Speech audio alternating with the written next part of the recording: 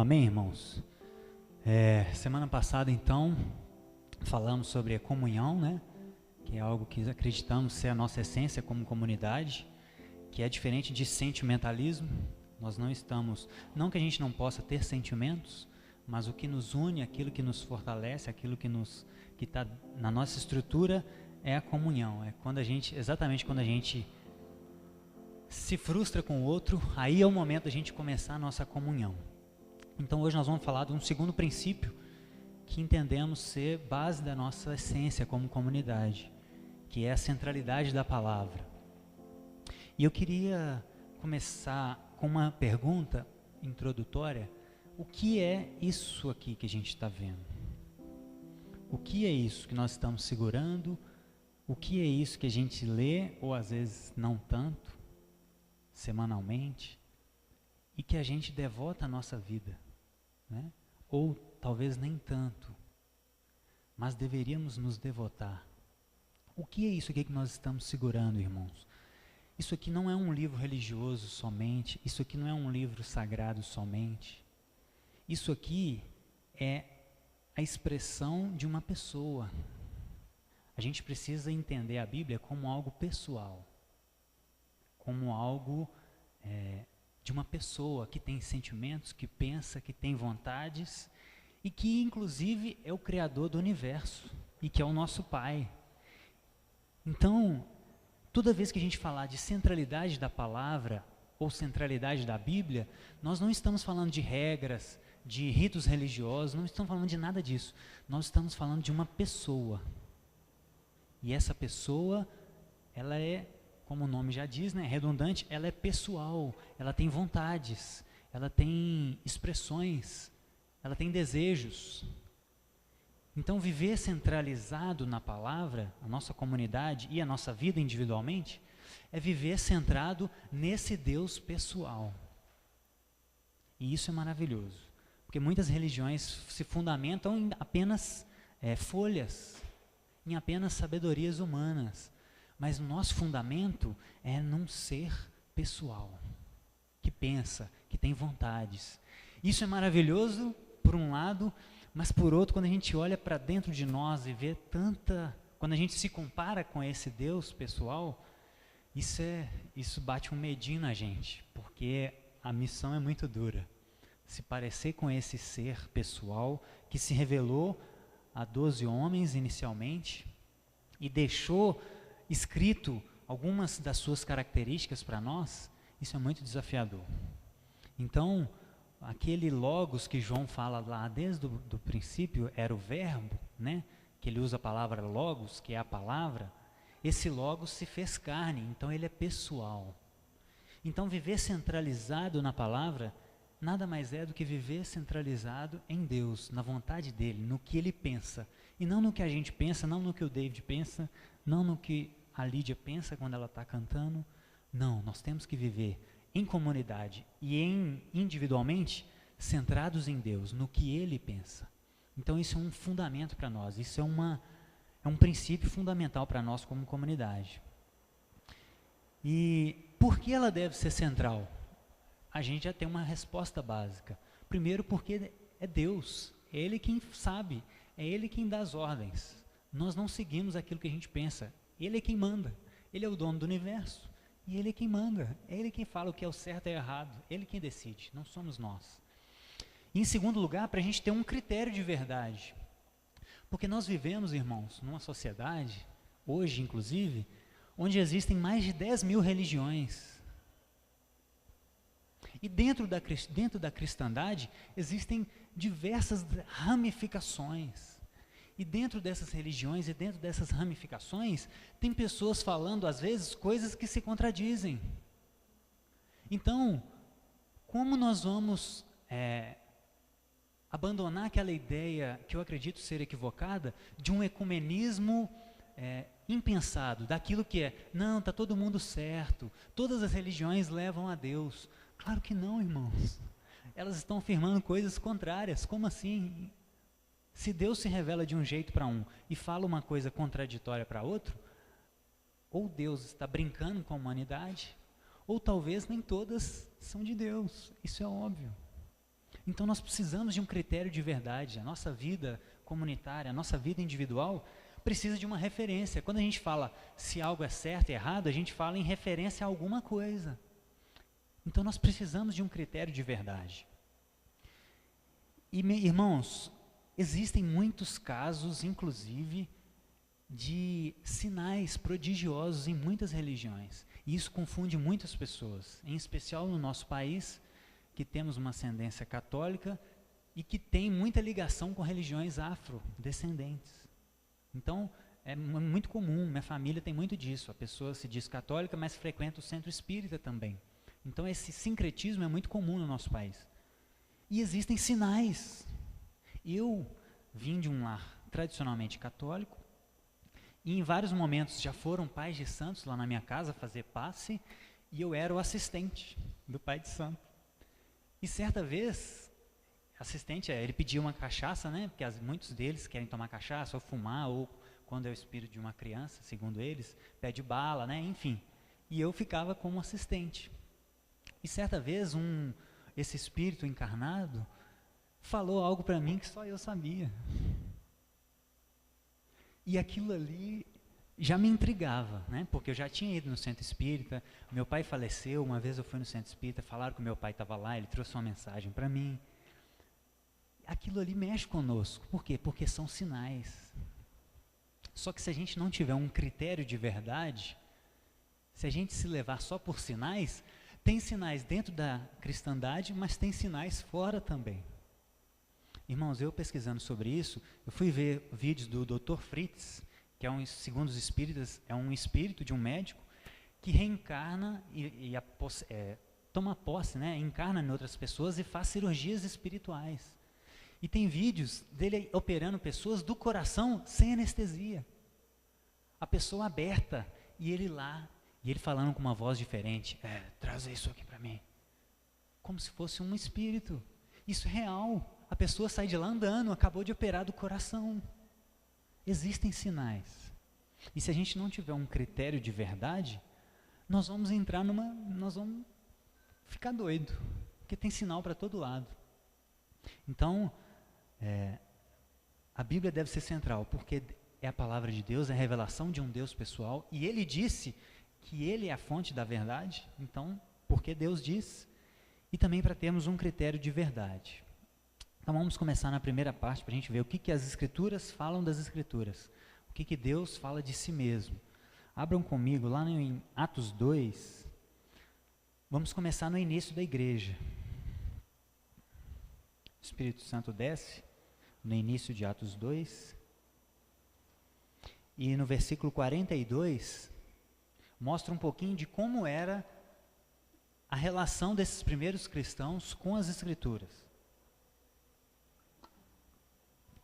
Atos 2, 42. Eles, os discípulos, né, os cristãos, se dedicavam ao ensino dos apóstolos, e à comunhão, o partir do pão e as orações. Então, aqui nós temos 4 princípios que nos fundamentam também como comunidade, né? Nós tomamos café junto, partimos o pão, e uma deles era a dedicação dos discípulos ao ensino dos apóstolos. Então, desde o princípio, a igreja primitiva se dedicava ao ensino. E ao ensino, não de qualquer ensino, ao ensino dos apóstolos. Por que os apóstolos? Porque os apóstolos tiveram contato com o Cristo, com a pessoa de Deus.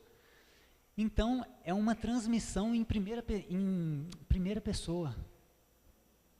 As fontes, as testemunhas oculares. Então, eles se dedicavam ao ensino dos apóstolos, porque os apóstolos tiveram o ensino do próprio Deus. Então, eles não se dedicavam a uma tradição humana, eles se dedicavam ao ensino dos apóstolos, porque os apóstolos ligavam eles diretamente a Deus, porque os apóstolos tiveram um contato ocular com Jesus. Agora, vai um pouquinho em Atos 17, um pouquinho para frente, Atos 17, versículo 10. Temos outras características dos irmãos lá de Bereia. Logo que anoiteceu, os irmãos enviaram Paulo e Silas a Bereia.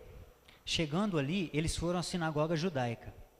Os bereanos eram mais nobres do que os de Tessalônica, porque receberam a mensagem com grande interesse, examinando todos os dias as Escrituras para ver se tudo era assim mesmo.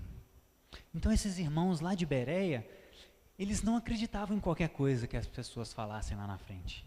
Eles se dedicavam, eles examinavam as Escrituras para ver se aquilo que estava sendo falado, de fato, estava centrado na palavra de Deus, naquilo que Deus é. Essa é uma característica básica de nós como comunidade. Nós temos que examinar as Escrituras para ver se o que está sendo falado aqui condiz com o que Deus é, porque se não é, nós temos que mudar. Porque é Deus quem sabe das coisas, Ele é o dono. Nós não podemos nos mover pelo aquilo que nós pensamos. Atos 20, nós vamos ler muito a Bíblia hoje. Atos 27, 20, versículo 7.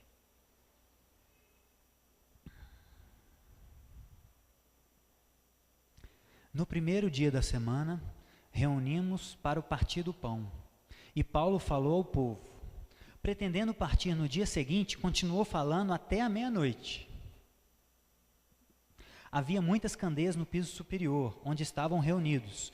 Um jovem chamado Eutico, que estava sentado numa janela, adormeceu profundamente durante o longo discurso de Paulo.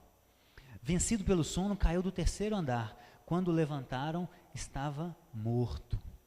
E aí nós sabemos o restante da história. Paulo abraça esse rapaz, ressuscita ele, e eles continuam até o amanhecer, se dedicando às Escrituras.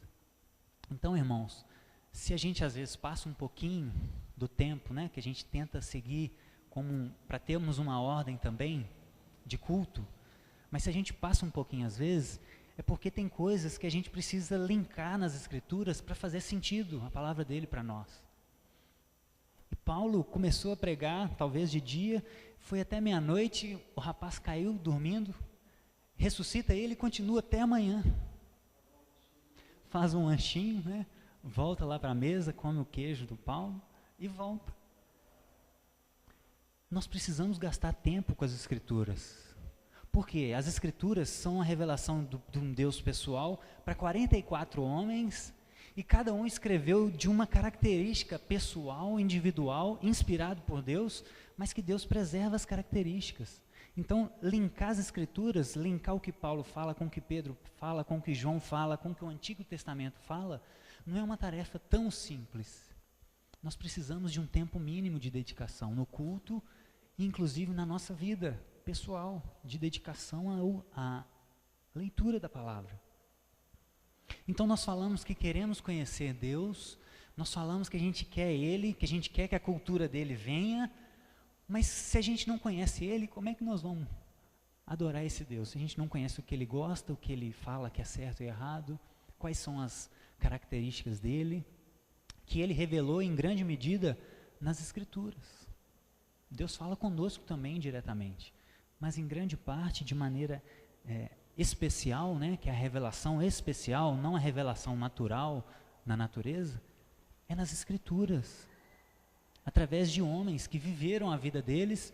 Isso aqui é um reflexo de uma vida, isso aqui não caiu do céu, carimbado, escrito, isso aqui foi reflexo de vidas. Então nós precisamos gastar tempo lendo as Escrituras e conhecendo o Deus que se revela nessas Escrituras. Agora vamos lá em 1 Timóteo 5. Primeira carta de Paulo a Timóteo, antes de Hebreus, capítulo 5. O que são as Escrituras? — 5:17. 1 Timóteo 5:17. Timóteo é bom, né, Dê? Até o 18. Os presbíteros que liderem bem a igreja são dignos de dupla honra, especialmente aqueles cujo trabalho é a pregação e o ensino. Pois a Escritura diz: não amordace o boi enquanto está debulhando o cereal, e o trabalhador merece o seu salário.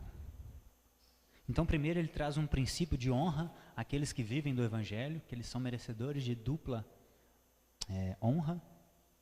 E depois ele cita 2 textos. Um texto de Deuteronômio 25:4, que está lá na lei, e o outro texto é Lucas 10:7, quando Jesus diz que o trabalhador é digno do seu trabalho. E ele chama isso tudo de escritura. Então Paulo aqui, nesse tempo, por volta do ano 50, 70 depois de Cristo, que foi quando ele escreveu todas as suas cartas praticamente, ele já entendia que o Antigo Testamento era escritura e o Novo Testamento era escritura. Então tudo isso aqui é a revelação desse Deus, tudo isso aqui demonstra um pouquinho do que Deus é, do que Ele gosta e do que Ele espera de nós, Antigo e Novo Testamento. E o próprio Jesus disse lá em João 17, quando ele está orando, ele fala para Deus em relação aos discípulos: santifica-os na verdade, pois a tua palavra é a verdade. Então o próprio Jesus testifica a autoridade das Escrituras do Antigo Testamento. Agora vamos para 2 Timóteo capítulo 3. 2 Timóteo capítulo 3, versículo 14 e 15. Quando a gente deve começar a estudar as Escrituras? 2 Timóteo 3, 14. Quanto a você, Paulo falando a Timóteo ainda, porém, permaneça nas coisas que você aprendeu e das quais tem convicção, pois você sabe de quem o aprendeu. Porque você, Timóteo, desde criança, conheceu as sagradas letras, que são capazes de torná-lo sábio para a salvação mediante a fé em Jesus. Toda a Escritura é inspirada por Deus e é útil para o ensino, para a repreensão, para a correção, para a instrução na justiça, para que o homem de Deus seja apto e plenamente preparado desde toda boa obra. Irmãos, a criança judaica, o filho de um judeu, ele começava a estudar a Torá a partir dos 5 anos de idade. Então, na cultura judaica, conhecer as Escrituras e, em outras palavras, conhecer a Deus era algo que se começava desde cedo, desde os 5 anos de idade. Então nós precisamos, às vezes nós estamos muito atrasados, mas se a gente,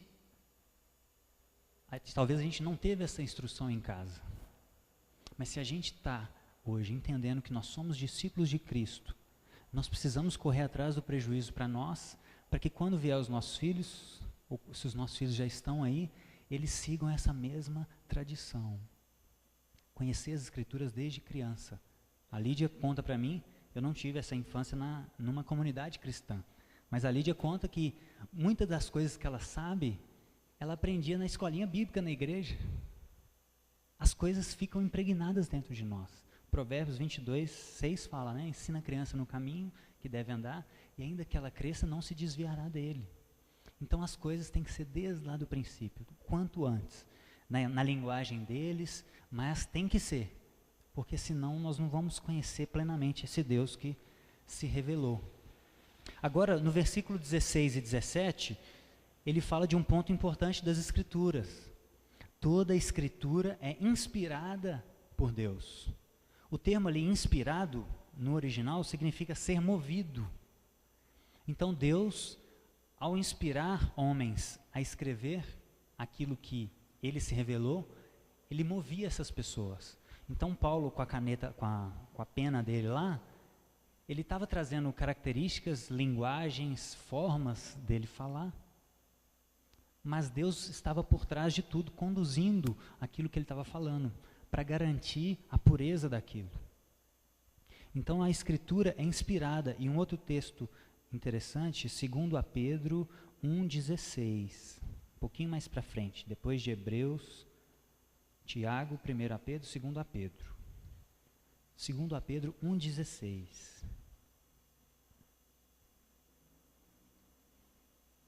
Olha que interessante, Pedro fala, agora é Pedro, né? Não mais Paulo.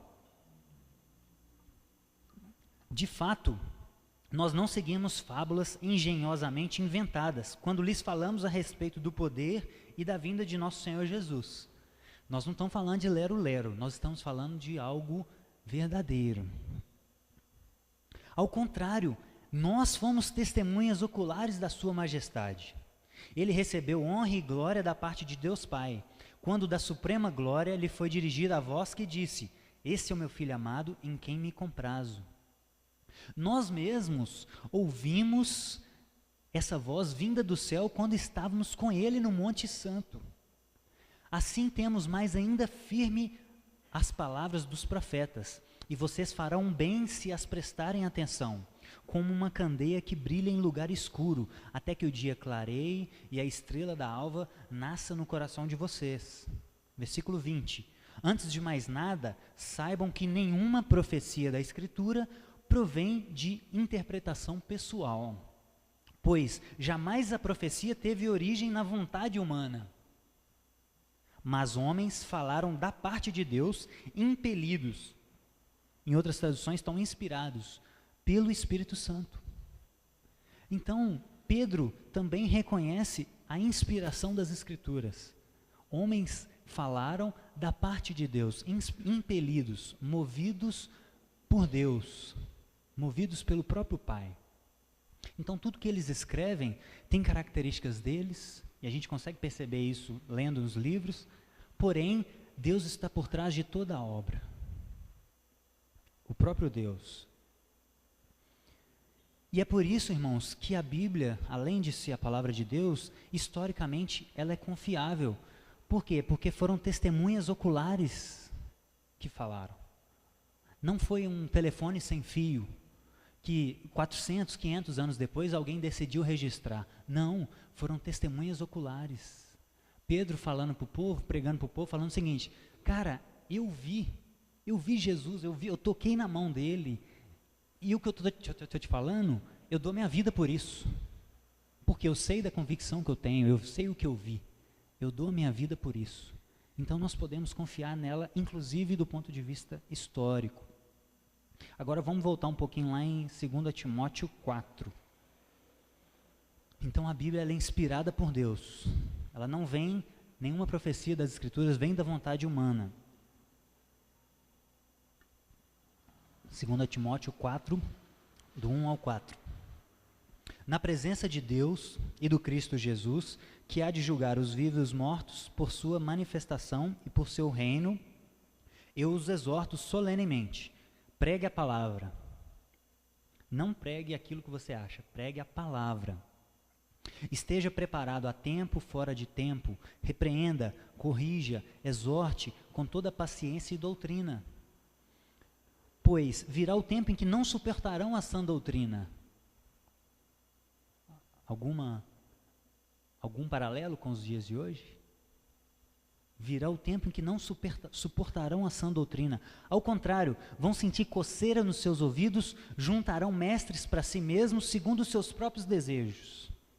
Eles se recusarão a dar ouvidos à verdade, voltando-se para os mitos. Até aí tá bom. Irmãos, nós vivemos dias em que as pessoas não estão preocupadas com a verdade, com Deus, mas o Evangelho, ele é tão agressivo que ele causa coceira nos nossos ouvidos, aquilo ali incomoda a gente, e aí as pessoas juntam mestres para si, para que ele fale só aquilo que elas querem ouvir, que massageie o ego delas, e que condiz com aquilo que elas pensam para si próprio, porque elas não querem mais a verdade. Elas querem aquilo que satisfaz a vontade delas, que não confronte elas. Mas essa é uma característica básica das Escrituras. Elas nos confrontam. Digerir as Escrituras é algo muito trabalhoso. Nós precisamos, por isso que Jesus fala, negue a si mesmo. Porque a cada texto, a cada palavra é algo que confronta o nosso ser caído, que ainda está em transformação. E se a gente não se dispor a ouvir a verdade, nós vamos ser como essas pessoas, juntar mestres para nós e pedir com que ele fale só aquilo que a gente agrade. Então o foco do que nós estamos falando não é em quem está falando, não é a minha opinião, não é a opinião do David, não é a opinião de ninguém que ora. São as Escrituras, é a verdade, incomodando a gente ou não, ferindo aquilo que a gente acredita ou não. mas é a verdade. Uma pessoa já disse que a verdade, às vezes, ela é um capataz muito duro. E é verdade. Às vezes a verdade fere a gente de tal maneira que a gente quer criar uma ilusão, porque é muito difícil aceitar a verdade às vezes. E as Escrituras são a verdade, Deus é a verdade, e às vezes é muito difícil a gente se relacionar com Ele por causa disso, por causa da dureza do Evangelho. E por isso que nós temos que tomar cuidado com o sentimentalismo. Porque nós vivemos dias onde a verdade, ela gera coceira nos ouvidos, e temos dois grupos de pessoas. O tema que está mais em alta é a questão da homossexualidade. Esse é o tema que está mais em alta. Todo dia a gente vê notícia. Agora tem até exposição de uma pessoa nua para crianças tocarem. Então isso está muito sensível, isso está muito em alta hoje em dia. E aí nós temos dois grupos de pessoas. Uns que vão para o lado do sentimentalismo, que dizem o seguinte: toda forma de amor é válida. Deus, ele não se importa de como você manifesta o amor, desde que seja o amor. O amor, tudo vale no amor. Isso é o sentimentalismo. Isso são pessoas que estão preocupadas com aqueles que estão coçando os ouvidos, porque não suportam ouvir a verdade, e caem no sentimento, esquecem da verdade, porque a verdade às vezes confronta o que a gente sente. E eu já me peguei várias vezes pensando assim, poxa, mas é muito duro isso, né? Às vezes a pessoa nasceu com uma inclinação, mas aí um dia eu pensei, poxa, mas nós também temos inclinações pecaminosas que vêm desde o nosso nascimento. Então nós estamos no mesmo nível. O fato de nós nascermos inclinados, seja para a homossexualidade, seja para a ganância, seja para o ódio, são todas inclinações naturais. Então nós estamos todos no mesmo barco. E a gente inflige essa mesma dureza conosco. Nós temos que lutar cada dia para vencer aquelas inclinações naturais nossas. Todo mundo tem a sua cruz para carregar. Então nós temos que sair desse lugar do sentimentalismo, mas também temos que tomar cuidado com o outro oposto, que são pessoas que dizem coisas do tipo, se colocar esses dois aí num planeta sozinho, não vai nascer filho. São pessoas que não estão importando com a pessoa que está sofrendo, muitas vezes que está sofrendo. São insensíveis, não se preocupam com a pessoa, às vezes colocam palavras agressivas e não se importam com o sofrimento delas. Então as Escrituras, elas nos trazem um senso de verdade, que não é sentimentalismo, mas também um senso de amor por essas pessoas. A Escritura é isso. Nós não podemos humilhar essas pessoas, nós não podemos desmerecer o que elas estão passando. Nós temos que nos compadecer delas em compaixão, mas ao mesmo tempo não abandonar a verdade. Essa é a missão da igreja hoje, nesse contexto, que eu acredito, para o público homossexual. É encontrar esse equilíbrio entre não ser sentimentalista e não ser insensível também. Porque as Escrituras trabalham as duas coisas. Elas falam que nós temos a acolher, mas também exortar em verdade, em amor. Porque Deus ama quem Ele corrige quem ama. Não é isso que a Bíblia diz? Então a gente não tem que negligenciar a correção de Deus, porque Ele corrige quem ama. Então temos que tomar cuidado com o sentimentalismo e com a insensibilidade. E o foco nas Escrituras, no amor de Deus e na verdade. Ao mesmo tempo, existe uma maneira de conciliar essas duas coisas. Segundo a Pedro 3,17. Um pouquinho para frente. Segundo a Pedro 3,17. Irmãos, um outro ponto importante é que nós precisamos avançar no conhecimento de Deus. Eu não sei quantos anos de conversão você tem, mas se desde quando você converteu até hoje, no meu caso tem 10 anos, se desde quando você converteu até hoje, você não progrediu em nada do conhecimento de Deus, nós temos um problema muito sério. Olha o que Pedro fala em 2 Pedro 3,17. 2 Pedro 3,17. Portanto, amados, sabendo disso, guardem-se para que não sejam levados pelo erro dos que não têm princípios morais, nem percam a sua firmeza e caem. Cresçam, porém, na graça e no conhecimento do nosso Senhor Jesus, Salvador e Cristo. A Ele seja a glória para todos sempre. Nós precisamos crescer em conhecimento, irmãos. E a gente só vai crescer em conhecimento se a gente buscar conhecer a Deus. E como que a gente conhece a Deus? Ele deixou não, porque é difícil fechar Deus num livro de 1000 e poucas páginas, né? Não tem jeito. Mas Ele deixou tudo que a gente precisa para viver revelado dEle, está aqui na nossa frente. Está disponível na nossa frente. Então nós precisamos crescer no conhecimento dEle, estudar as Escrituras, não só fazer uma leitura devocional, mas estudar as Escrituras. Pegue temas, o que Deus pensa sobre isso, bebida, álcool, cigarro. Estude as Escrituras, o que Deus fala, como Ele pensa. Nós precisamos crescer no conhecimento dEle, para que isso fortaleça a nossa vida e a gente saiba lidar com a nossa vida no dia a dia, de acordo, centrado na palavra dEle. Como que está a leitura anual da Bíblia? No fim? Muito bom. Eu estou atrasado um mês. Mas a gente consegue ler as Escrituras anualmente? A gente cresce, a gente está buscando crescer no conhecimento de Deus? E, em média, 25 minutos que a gente gasta para ler a Bíblia toda num ano. 25 minutos do nosso dia.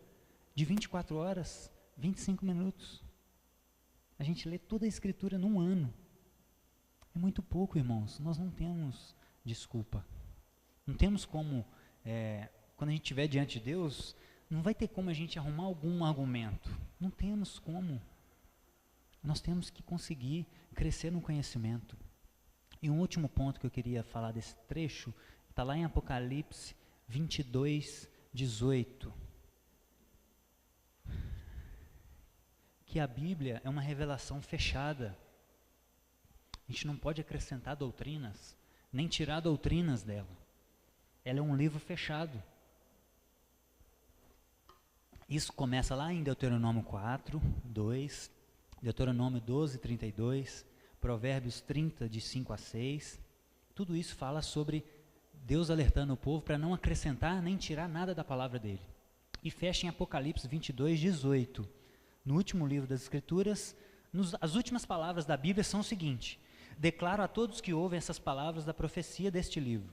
Se alguém lhe acrescentar algo, Deus lhe acrescentará as pragas descritas nesse livro. Se alguém tirar uma palavra desse livro da profecia, Deus tirará dele a sua parte na árvore da vida e na cidade santa, que são descritas nesse livro. Aquele que dá testemunho dessas coisas diz: sim, venho em breve.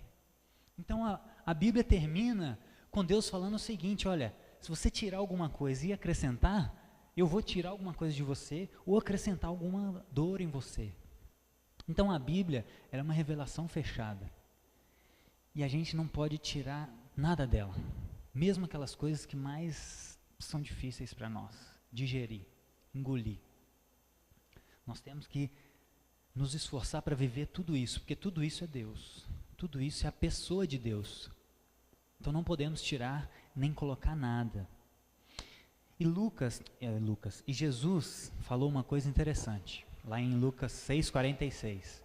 Ele falou o seguinte: como vocês, de que adianta vocês falarem que crerem em mim, mas não me obedecem? De que adianta vocês falarem que creem em mim, mas não me obedecem? Mas como a gente vai obedecer se a gente não conhece? E como a gente vai conhecer se a gente não lê? Se a gente não busca crescer em conhecimento? Então a gente só consegue viver uma vida centrada na palavra, centrada em Jesus, se a gente conhecer Ele. E a gente só vai conhecer se a gente nos esforçar para ler esse livro aqui, todo dia, meditar nele, e ruminar ele, e buscar desesperadamente conhecer Deus, o Deus que está revelado atrás dessas palavras. De que adianta falar que crê em mim se não me obedece? Então, irmãos, temos que viver centrados nas Escrituras Porque Deus diz, as próprias Escrituras testificam de si mesma. O próprio Deus fala de si mesmo. A igreja desde o início era assim, e nós temos que buscar essa essência da igreja primitiva. E agora a parte do critério de verdade. Vamos lá comigo em Êxodo 7, por favor, versículo 8. A parte das pragas.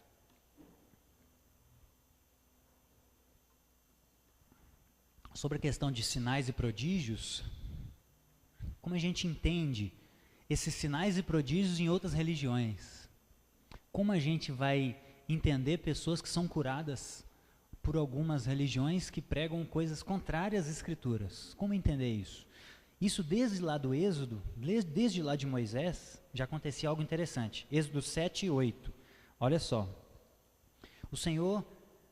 Disse o Senhor a Moisés e a Arão: quando o faraó pedir que vocês façam algum milagre, diga a Arão que tome a sua vara, jogue diante do faraó. Ela se transformará numa serpente.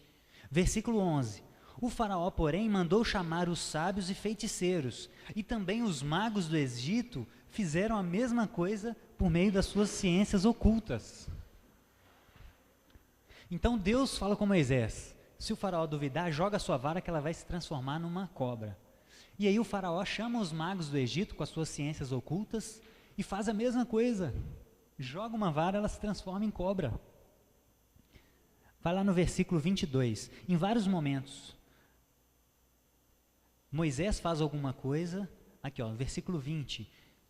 Arão levantou a vara, feriu as águas do Nilo na presença do faraó e dos seus conselheiros. Toda a água do rio se transformou em sangue. Versículo 22. Mas os magos do Egito fizeram a mesma coisa por meio das suas ciências ocultas. No capítulo 8, versículo 7, versículo 18, acontece a mesma coisa. Arão fazia um milagre, algum sinal, e os magos faziam a mesma coisa.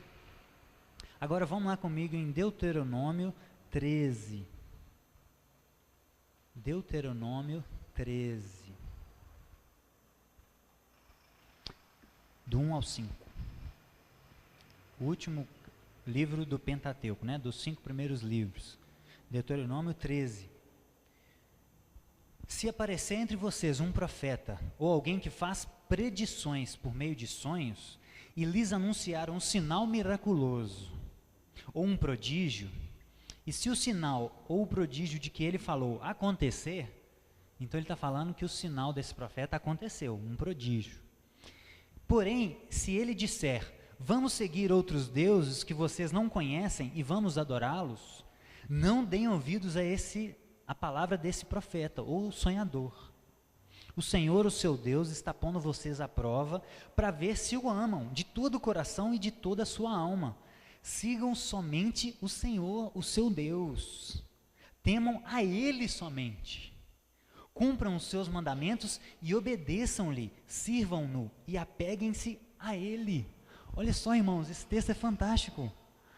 Deus falando com o povo o seguinte: se aparecer um indivíduo no meio de vocês e fizer um sinal miraculoso, mas se a doutrina dele estiver errada, afasta dele. Sigam a mim, obedeçam a mim. Por quê? Porque a gente não se move pelo aquilo que a gente vê, não é isso?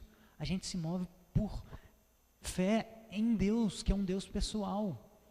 Então, mesmo se você vê algo sobrenatural, em qualquer lugar, se aquilo não estiver centrado na palavra de Deus, fuja disso, porque sinal por si só não adianta nada. A prática sem a crença correta não adianta nada. Tem que ser as duas coisas. Por isso que a gente não pode se impressionar com sinais desse sentido, com cirurgias, com curas de outras religiões. A gente não precisa se impressionar com isso. A gente tem que viver centrado em Deus, obedecer somente a Ele, cumprir os mandamentos dEle, nos apegar a Ele. Porque sinais, o próprio Jesus falou em Mateus 24, que o anticristo viria, faria prodígios e enganaria, se possível, os eleitos. O próprio Jesus falou isso. Então, o reino espiritual, ele é feito de Deus e os anjos. Porém, existem anjos que caíram, que se rebelaram. Então existe no mundo espiritual um poder, porque pelo visto eles não foram destituídos do poder deles. Quando eles caíram, eles permaneceram anjos, porém agora se opondo a Deus. Então existem sinais e prodígios que não vêm de Deus. E a gente precisa estar atento. Porque no fim dos tempos, o anticristo faria prodígio que enganaria, se possível, os eleitos. Então nós não podemos nos mover por qualquer coisa. O nosso critério de verdade é as Escrituras. Se a gente não viver centrado nas Escrituras, nós estamos perdidos. Porque tem sinal para todo lado. Aí a gente se perde, a gente fica sem critério. A gente não sabe o que vem de Deus e o que não vem de Deus. E esse texto é muito claro de Deuteronômio. Isso aqui é Deus alertando aquela nova geração que não conhecia a lei dele, que ficou rodando no deserto e nasceu no deserto, muitos deles, e iam entrar para uma terra que era cheia de cultos religiosos, de cultura que não vem de Deus. Então é Deus alertando o povo. E aí entra aquela antiga discussão entre protestantes e católicos. Bíblia e tradição. O que nós temos que seguir? A Bíblia ou tradição? Os católicos romanos defendem a tradição. Os reformados, nós protestantes, defendemos a Bíblia. Por quê? Porque a própria Bíblia fala isso. Vamos abrir só um texto. Tem vários aqui, se vocês quiserem, depois eu mando isso por e-mail. Mas vamos abrir lá em 2 Tessalonicenses. 2 Tessalonicenses, capítulo 2. 2 Tessalonicenses 2,15. Olha o que Paulo está falando. Por que a nossa centralidade tem que ser as Escrituras? E não a tradição, não aquilo que as pessoas falam para a gente. Portanto, irmãos, permaneçam firmes e apeguem-se às tradições. Mas qual tradição? Que vocês foram ensinadas, quer de viva voz, quer por carta nossa. Então não é qualquer tradição que a gente tem que abarcar na nossa vida e na nossa prática comunitária. É a tradição apostólica. Por quê? Porque os apóstolos foram testemunhas oculares do Deus verdadeiro. Então nós não podemos, nós temos que medir todas as nossas tradições pelas Escrituras, para ver se isso está de acordo com o Deus pessoal. Então nós não podemos abraçar tradições. Nós temos que confrontar essa tradição com as Escrituras. Se ela estiver de acordo com as Escrituras, maravilha. Nós fazemos a ceia. Isso é uma tradição desde o início da igreja. Está nas Escrituras. O que não está nas Escrituras, nós temos que ter um pé atrás, no mínimo. Então, a própria Bíblia, os próprios apóstolos, o substituto de Judas, lá em Atos 1,15, tinha que ser uma testemunha ocular para manter a tradição apostólica. Lá em Mateus 15, Jesus critica a tradição dos homens e coloca em oposição à tradição de Deus. Vocês seguem as tradições de homens. O próprio Jesus colocou essa divisão. Existe uma tradição humana e existe uma tradição divina. A gente tem que tomar cuidado com a tradição. E tem outros textos que nós vamos deixar. Teologia e Deus. Quando a gente fala de Escritura, é muito comum pessoas falarem assim: eu não me preocupo com teologia, eu só me preocupo com Deus, eu quero Deus. E isso é muito comum em algumas tradições pentecostais, que dão muita ênfase ao subjetivo, ao sentimento. E aí eu queria citar uma frase do David. Ele diz o seguinte: lugares onde não há centralidade das Escrituras precisam de vários artifícios e estímulos para ludibriar o povo. Uns dizem: eu não quero doutrina, quero só Jesus. Eu não quero teologia, quero só Deus. Mas tem um problema nessa afirmação. Quando você diz isso, você está dizendo que quer todos os benefícios de Deus, mas não quer conhecê-lo. Você só quer o benefício que Ele te traz, mas você não quer conhecê-lo. Esse desconhecimento de Deus leva as igrejas a sobreviverem através de um pragmatismo.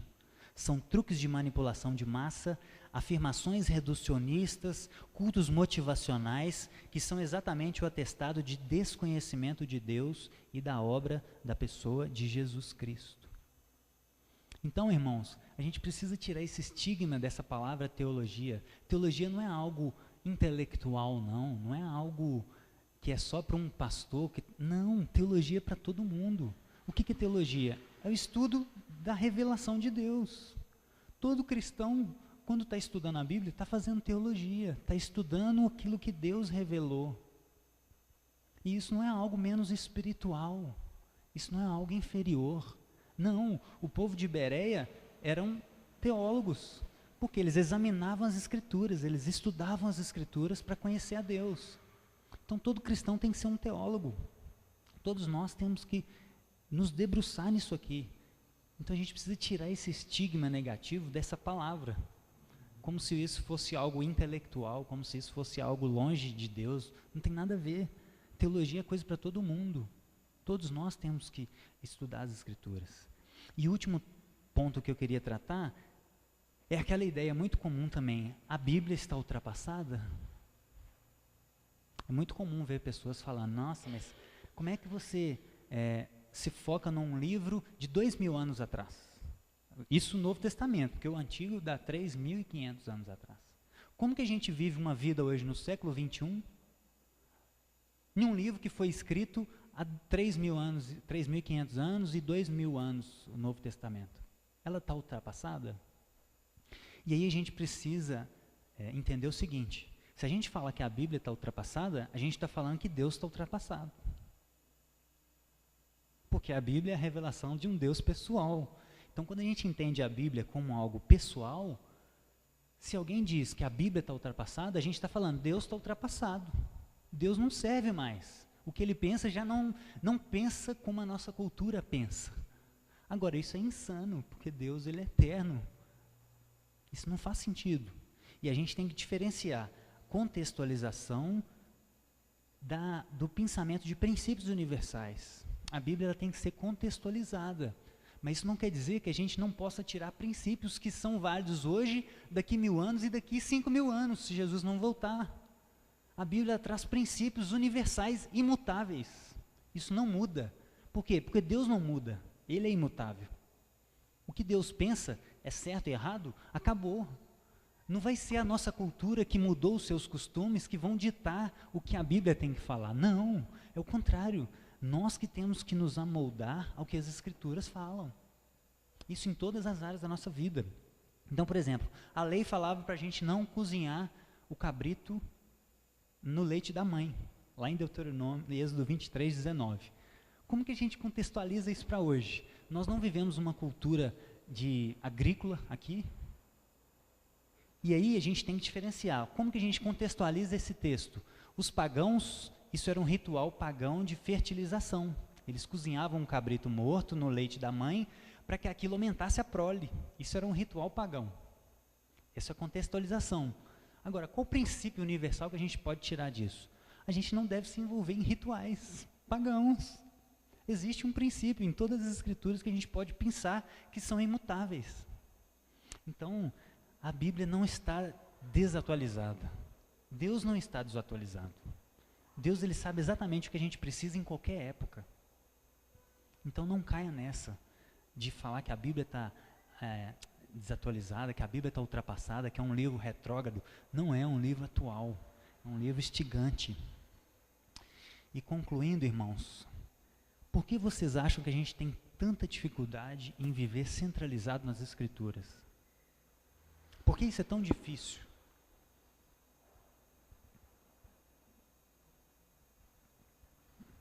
Uma das respostas que eu acredito é por causa do nível de exigência que Deus traz para a gente. É um nível muito agressivo. Deus ele exige algo da gente que humanamente é impossível. E é mesmo. E isso é proposital, porque se fosse possível a gente não dependia dele. Então Deus exige de nós aquilo que a gente não consegue de propósito, para que a gente nos renda a Ele. Isso em todas as áreas da nossa vida, irmãos. Vamos ser francos. Quando a gente se converte, a gente tem que negar nós mesmos. Isso não é fácil. Porque a gente aprende desde pequenininho a você fazer as suas vontades. E aí quando você encontra Jesus, ele fala o contrário, negue a si mesmo. Isso já é uma rasteira em nós. E aí se você não era casado ainda como eu, você tem que esperar seu cônjuge em santidade. Isso na nossa cultura é um absurdo. E olhando para dentro da nossa natureza caída, que ainda está em transformação, isso também é muito difícil. Esperar nosso cônjuge em santidade é algo muito difícil, fere a nossa natureza caída. Vocação, aí nós temos que escolher uma profissão. Fazer aquilo que Deus me criou, ou fazer aquilo que é mais status, ou que dá mais dinheiro. Isso é uma decisão muito cruel. O que nós queremos é status. Nós queremos é fazer aquilo que dá mais dinheiro. É isso que nós queremos. Então é só agressões. E aí nós temos que fugir da tentação, né, de querer ficar rico e acumular riqueza. Isso é mais uma facada em nós. O que nós queremos é cada vez mais. E aí, quando a gente casa, o marido tem que amar a esposa da mesma forma que Cristo amou a igreja. De forma sacrificial. Isso é muito difícil, né? Sacrificar para uma pessoa que às vezes te fere, te faz algo que você não gosta, é muito difícil. E a esposa tem que se submeter ao marido como ela se submete a Cristo. Isso na cultura hoje, então, é uma... Quando a gente fala isso em algum lugar, é o primeiro ponto que as mulheres falam, não, isso está ultrapassado, né? Submeter, é mesmo. Esse marido que erra às vezes. Cuidar da alimentação, fazer exercício, isso é muito difícil, irmãos. A gente quer comer desvairado, é gordura, é açúcar, né, Thais? Açúcar, docinho. Não, e o que as escrituras dizem? Que todo o corpo, alma e espírito sejam encontrados irrepreensíveis na vinda do nosso Senhor Jesus. Isso é muito difícil, irmãos. Criar filhos, hoje, se você não sabe se você vai entrar num museu e tem um homem pelado lá, como é que a gente cria filhos hoje? Mas é a nossa missão, criar filhos parecidos com Jesus. Congregar todo domingo, ofertar à comunidade, ofertar aos necessitados, irmãos, é uma lista que fere demais a gente. É por isso que nós temos dificuldade em viver centrados nisso aqui. A questão é isso aqui que nos traz vida.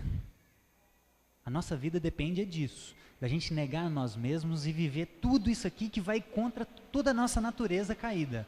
É isso que vai nos dar vida. Então a missão do cristão é morrer a cada dia para algum ponto em alguma área da vida. Essa é a nossa missão. É só assim que a gente vai conseguir viver centrado nas Escrituras. Porque no juízo final, nós vamos ser julgados com um vídeo sem áudio. Não vai importar nada o que a gente falou. A gente pode ter pregado, isso aí não vai fazer diferença nenhuma.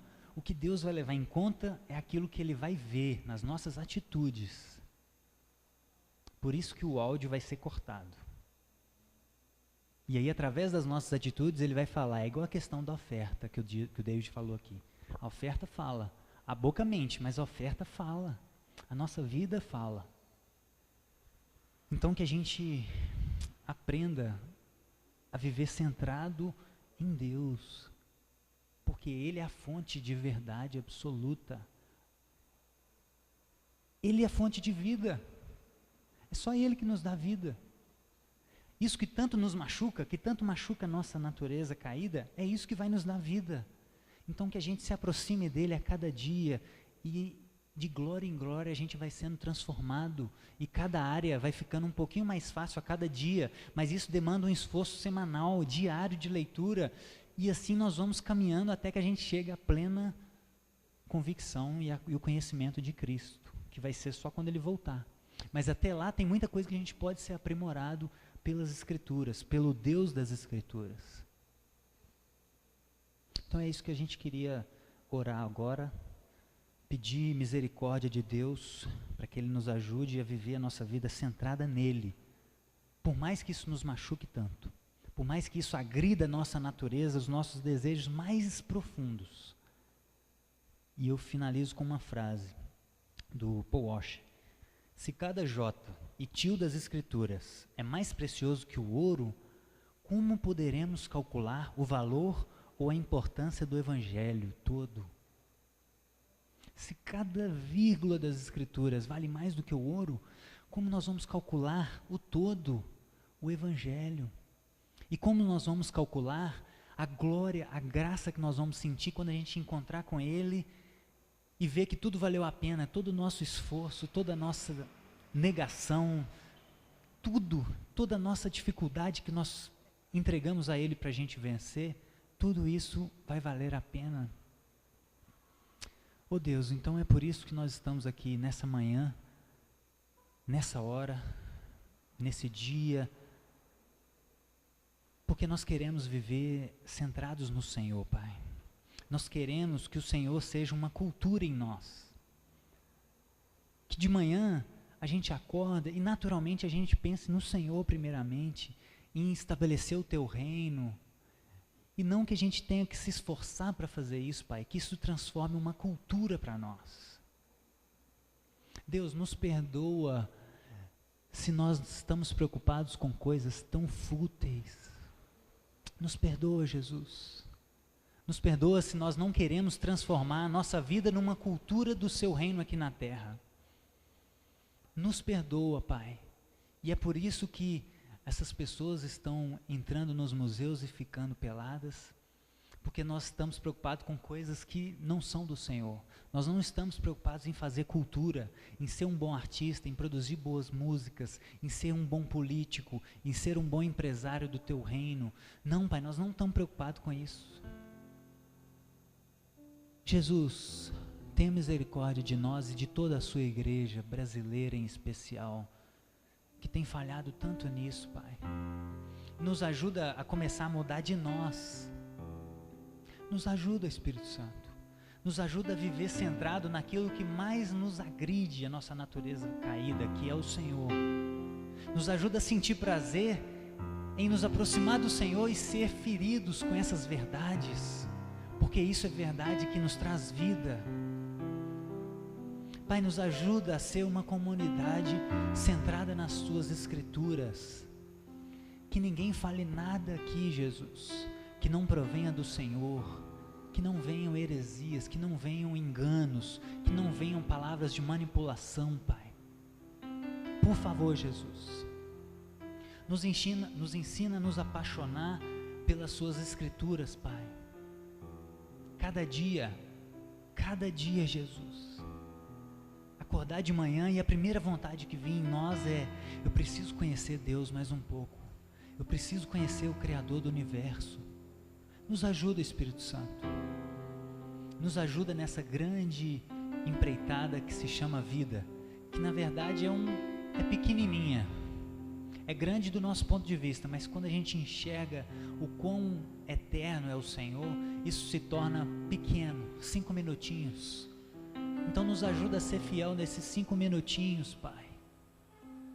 Fiel de verdade, peregrino de coração, estando no mundo, mas com o coração no Senhor, querendo produzir cultura aqui na terra, querendo transformar vidas e mudar uma realidade. É isso que nós te pedimos hoje, Pai. É esse o nosso clamor hoje. Nos ajuda nesse período de aniversário da nossa comunidade, nesse novo espaço, a refletir tudo que somos e validar se isso de fato vem do Senhor, para que a gente esteja centrado no Senhor, Pai. É tudo que nós queremos. E nós te pedimos tudo isso em nome de Jesus. Amém. Amém, irmãos.